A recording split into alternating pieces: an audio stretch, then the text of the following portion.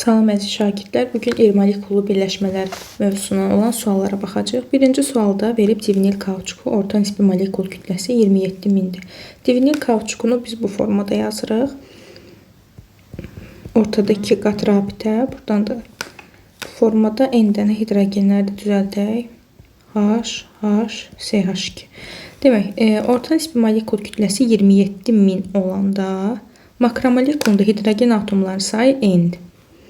İndi divinilin kütləsi nə qədərdir? 54-dür nisbi molekul kütləsi və bundan n dənədir. 54n olanda makromolekulda neçə hidrogen atomu var? 2, 3, 4, 6 dənə. 6-nı da vururuq n-ə. Çünki bu n bütün mötərizənin daxilinə aiddir. Olacaq 6n. Buradan da hesablayıb bizə bu n lazımdır. N bərabərdir 27.000 vurulsun 6n bölünsün 54n. Bu n-lər getdi. Hətta qarışmasın deyə biz bunlara n ştrix yazaq. N ştrixlər getdi. Hesablasaq. N bərabər olacaq 3000-ə. Bir də olur C variantı. İkinci, kükürdlə vulkanlaşma reaksiyasına daxil olan iri molekullu birləşmələri göstərin. Polipropilen, xeyr, bu daxil ola bilməz. Polixlorpren, xlorpren bəli daxil ola bilir. Polivinil xlorid, xeyr. Yalnız 2B variantı. Üçüncü, orta nisbi molekul kütləsi 64.800 olan birləşmənin makromolekulunun quruluş halqasında olan hidroksil qruplarının sayını müəyyən etməliyik. Demək, selluloza C6H10 O5-dən n dəfə. Orta nisbi molekul kütləsi 64.800 olanda nə qədər hidroksil qrupu var? Bilmirik. Amma sellozanın MR 162-dir, N-ə vururuq. 162N olanda onda 3 dənə hidroksil qrupu var və N-ə də vururuq 3N. Buradan da tapacağıq ki, X bərabər olacaq 1200-ə. 3-də D variantı. 4-də polipropilen, polimetil metakrilat. Makromolekulunda hidrogen atomlarının sayı MM, yəni bərabərdir. İndi polipropileni biz bu formada yazırıq. Hidrogenləri də düzəltsək.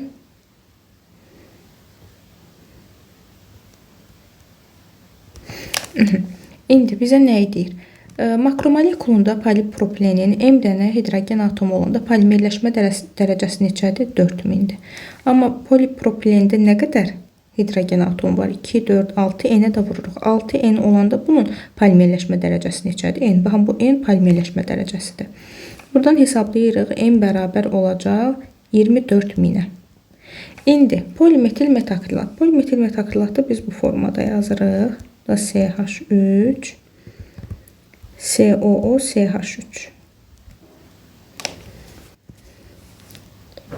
Buradan da hidrogenləri düzəldirik. Yox, burada hidrogenə ehtiyac olmur çünki 4 valentlik tamamlanır. Belə.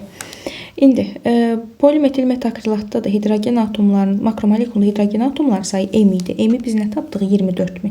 24.000 olanda bunun polimerləşmə dərəcəsi neçədir? X. Bundan n dəfədir. İndi bunun makromolekulunda hidrogenlər nə qədərdir? 3, 3, 6, üstə gəlir ki 8 dənə. 8-i vururuq n-ə. 8n olanda bunun polimerləşmə dərəcəsi neçədir? N-dir. Buradan da hesablayıb tapırıq ki X bərabərdir 3000 olacaq. 4-də olur C variantı. 5-ci. Orta nisbi molekul kütləsi 486.000 olan selluloza makromolekulunun quruluş halqalarında hidroksil qruplarının ümumi sayı polipropilen makromolekulunda olan hidrogen atomlarının sayına bərabər olarsa, polipropilen makromolekulunda karbon atomlarının sp3 hibrid orbitallarının sayını müəyyən edin. Demək, sellulozanın formulu C6H10 O5-dən n dəfə yazaq. Orta nisbi molekul kütləsi 486.000 olanda bunun quruluş halqasında olan hidroksil qruplarının ümumi sayı nə qədərdir bilmirik. Amma MR nə qədərdir bunun? 162, N-ə də vurur. 162N olanda nə qədər hidroksil qrupu var? 3N. Buradan hesablayıb tapırıq ki X bərabər olacaq 3000-ə. İndi deyir ki bu hidroksil qrupların ümumi sayı, yəni 3000 polipropilen makromolekulunda olan hidrogen atomlarının sayı. Polipropileni yazaq. CH2, CH2, CH2-dən n dəfə. Polipropilen makromolekulunda olan hidrogen atomlarının sayına bərabər olarsa, nə qədər hidrogen atom var? 2, 4, 6, n-ə vururuq. 6n nəyə bərabərdir? Bundakı hidroksil qruplarının sayına, yəni 3000-ə. Buradan da n bərabər olacaq. Üzrlü sayın, burada biz hesablamanı səhv eləmişik. Burada bu olacaq 9000. İndi yerinə yazsaq, n bərabər olacaq 1500. Bizdən istəyir ki, polipropilen makromolekulunda sp hibrid orbitalların sayı. Burada bütün karbonlar sp3'dür. Cəmi 4, 4, 4, 12 karbon atomlarının, yəni 12 dənə hibrid orbital var. Vururuq n-ə. 12n bərabərdir. 12 vurulsun. N-i də 1500 tapmışıq. Edəcək 18000. 5-də A variantı. Sonra 6-cı sual. Polipropilen makromolekulunda hidrogen atomlar sayı 6000'dir. Polipropilen CH2, CH2, CH2.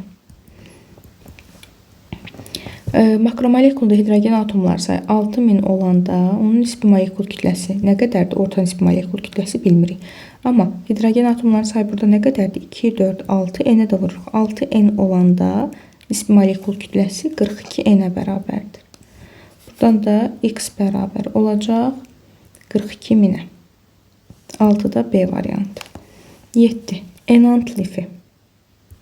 Enant lifini yazırıq. NH CH2-dən 6 dəfə CO. Polimerləşmə dərəcəsi 2000-dir. Polimerləşmə dərəcəsi 2000 olanda makromolekulunda nə qədər metilen qrupu var bilmirik. Amma yəni bundan n dəfə. Bunun makromolekulunda, yəni polimerləşmə dərəcəsi neçədir? N. N olan zaman nə qədər metilen qrupu var? Yəni CH2. Metilen qrupu CH2-dir. Burada 6 dənə CH2 görürüm. N-i də vururam. 6n. X də bərabərdir 12000. 7-də olacaq B variantı. 8. Polipropilen makromolekulunda hidrogen atomlarının sayı 27000. Yəni polipropilen C3H6. Açıq şəkildə də yazsaq. N dəfə. Hidrogen atomları sayı 27000 olanda sp3 hibrid orbitalların sayını bilmirik. Hidrogen atomları sayı 2, 4, 6, n-ə də vururuq. 6n olanda sp3 hibrid orbital sayı. Burada bütün karbonlar sp3'dür. 4, 4, 4, 12, n-ə də vururuq 12n. Buradan da hesablayıb tapırıq ki, x bərabər olacaq 54000-ə. 8-də Y variantı. 9. Makromolekulunda pir abidəsi olan polimerləri müəyyən edin. Polivinil xlorid, yəni vinil xloridi biz belə yazırıq. CH2, CH xlor. Polimerləşəndə olur. 2 qat rabidə qırılır. CH xlor. Bu formada yazırıq. Yəni burada artıq biz pir abidə görmürük. Pir abidə qırılır. Birincini götürmürük. İkincidə. Polimetil metakrilat. Yəni metil metakrilatda bu formada yazırıq. Metil metakrilat. O CH3. İndi biz bunu polimerləşdirdiyimiz zaman yəni 2 qat rabidə qırılacaq. Buradan CH3 COO CH3 COO CH3 görürük ki, burada nə var? Bir dənə pir abidə var. Yəni burada pir abidəsi olur polimetil metakrilatın. 2-ni götürürük. 3-cü. Poliformaldehid. Formaldehid belə yazsaq HCOH. Burada da yine 2 qat rabidə qırılır.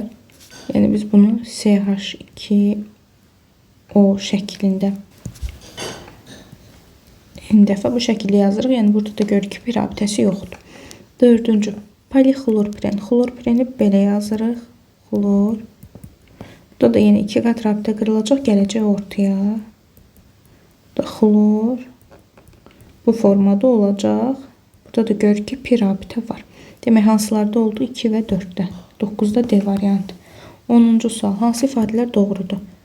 Polietilen bromlu suyu rəngsizləşdirir. Polietilendə biz görürük ki, burada artıq 2 qat rabidə yoxdur. 2 qat rabidə yoxdursa polimerləşdikdən sonra, yəni bu bromlu suyu rəngsizləşdirmir.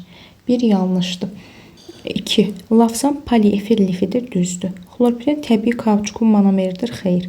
enant poliamid efirdir, bəli. 2, 4, C variantı. 11. Polimerləşmə dərəcəsi 3000 olan selluloza makromolekулunun tam efirləşməsi üçün neçə mol etan turşusu lazımdır? Demək, selluloza C6H10 O5-dən N dəfə. Polimerləşmə dərəcəsi N olanda bunun tam efirləşməsi üçün 3N sayda etan turşusu, yəni sirkə turşusu lazımdır.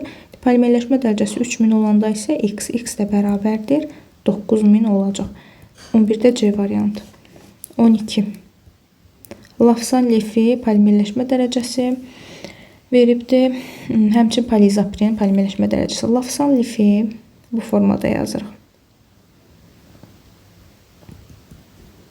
Etilen glikolla tereftal turşusunun polikondensləşməsi nəticəsində alınmışdır. CH2, CH2O-dan N dəfə. İndi burada polimerləşmə dərəcəsi N olanda, hətta yəni qarşımasında N' yazaq. N' olanda karbon atomlarının sp3 hibrid orbitallarının sayı nə qədərdir? Buradakı karbonlar həm benzol həlqəsindəki, həm də bu kənardakı karbonlar sp2-dir. Amma bu karbonlar sp3-dür. 4, 4, 8, N'-ə də vururuq, 8 N'. Bəs 6N olanda nə qədər olacaq? X. X bərabərdir 6N vurulsun 8 N' bölünsün N'. Bu N''lər getdi. 6 dəfə 8, 48 N edəcək. İndi polizopren. Polizopreni də bu formada yazırıq. H3 belə. Burada polimerləşmə dərəcəsi 4N olanda nə qədərdir sp3 hibrid orbitalların sayı Y. Amma yenə qarşımasında bunu N' yazırıq. N' olanda polimerləşmə dərəcəsi sp3 hibrid orbitalların sayı nə qədər olacaq? Burada sp3'lər, budur. Bu sp2'dir, bu sp2'dir. Burada karbon birini unutmuşam. Burada da sp3'dür. Bir də bu sp3'dür. 4, 4, 4, 12. 12 N'. Buradan da tapırıq. Y bərabərdir 4N vurulsun 12N' bölünsün N' edəcək 48N. İndi biz Y-i müəyyən eləməliyik. X-in qiymətinə əsasən. Biz X-i də 48N tapdıq. Y-i də 48N tapdıq. Yəni X bərabər olur Y-ə. 12-də olacaq A variantı. 13. Təbii lifləri müəyyən edin. Təbii lif, kətan təbii lifdir. Naylon xeyr təbii lif deyil. Yun təbii lifdir. Kapron isə təbii lif deyil. 1, 3, 13-də C variantı. 14. Hansı molekulu birləşmələr polikondensləşmə reaksiyası ilə alınır? Demək, xlorpren kauçuku polimerləşmə ilə alınır. Lafsan lifi polikondensləşmə. Fenol formaldehid qətranı polikondensləşmə ilə alınır. Polistirol da polimerləşmə ilə alınır. 14-də olacaq 2, 3, C variantı. 15. Polimerləşmə reaksiyası ilə alınan irmolekullu birləşmələri göstərin. A-da polixlorpren polimerləşmə ilə alınır, amma kapron yox. A-nı çıxdıq. B-də asetat ipəyi neylon. Yəni bu polimerləşmə ilə alınmır. Nişasta teflon, yəni nişasta polikondensləşmə məhsuludur. Bu da deyil.